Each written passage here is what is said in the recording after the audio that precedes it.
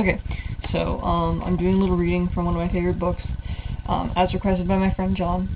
This is Reading in the Dark by Seamus Deane.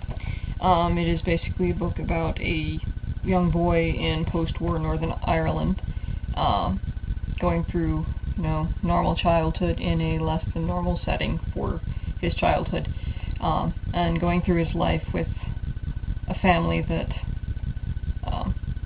has been through an awful lot and continues to go through an awful lot through the book. The section that I'm reading from is his Facts of Life speech, which is actually given by the priests in the Catholic Church. So, I rehearsed the sequence that others had told me to expect. First, the life is a mystery bit, then the incarnation, spirit becoming flesh, reference Jesus to his mother, none to Joseph, then to our own parents, Adam and Eve, then to the fall, then to our own parents at home, then to it, the act itself. He did it as I had been told he would. You were born, he told me, after the early parts were over, of your parents. This I knew, but didn't think it mannerly to say so in any raucous fashion. As a result, he continued, of the act of sexual intercourse between your parents. I knew this too, but here my curiosity did light up, for I didn't know, although I had heard much, what this was. What I had heard was certainly improbable. It sounded like a feat of precision engineering, one I could never quite associate with what the Church called lust, which seemed wild, fierce, devil-may-care, like eating and drinking together while dancing to music on top of the table. I knew, but did not know. I wanted to know, but did not want to find out that I already knew. I wanted to know something different, a subtler way of being with a woman, as he called it, although I disliked the vagueness of that. Most of all, I wanted to believe it was different from my parents and for the whole generation before us, so that the sexual intercourse, if it were true, would be for us only, our generation's problem, and there'd be no embarrassment involved in looking at them afterwards. Came together in love, he was saying. I nodded appreciatively, although so far I realized with panic I had heard almost nothing. I decided to attend, but he chose that moment to stir the fire with a long-handled poker, and we both watched the coals heave up their red sides and sparkle. I thought of the girl I fancied, Irene Mackey. I could come together with her all right, if I could only get up the nerve to speak to her. Father Nugent was talking about passion. Love breeds passion, impassioned body alters, the penis. Had I heard that word before? Did I know it?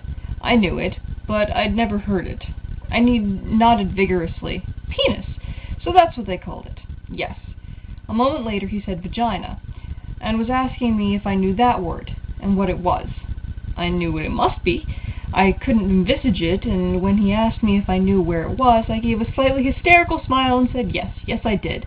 But I was telling myself, no, you don't, not really. Ask him, you stupid shit. Ask him. That's what you're here for. But I couldn't do anything except stare at him and feel my head nodding every so often, although I didn't know at what.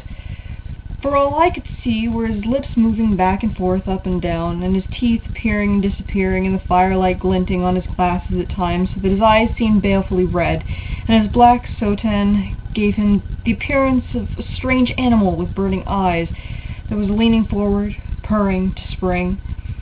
When a large penis enters the vagina, seed is emitted. Emitted?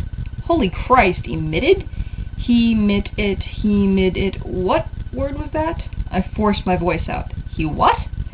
The Father Nugent paused, eyebrows raised. He? Then he caught on. Oh, emitted. From the Latin imitere, to send out. The seed is sent out. This puzzled me. It seemed a very distant procedure. You mean he sends it to her? In what? I wanted to ask. An envelope? In a wee parcel? What in the name of Christ was this nutcase talking about? In a sense. The more technical word is ejaculated. Oh, from the Latin, I knew he would say, as he did. Thank you, Father. Now he's throwing it out like a spear. The semen is the Latin for seed. Do you have to know Latin to do this? Does he say to her, here you are, this is from the Latin for throw or send? If there's no Latin involved, that's what makes it a sin. Love is in Latin, lust isn't. I thought of all the words in English I had heard. They surely sounded a lot more savage.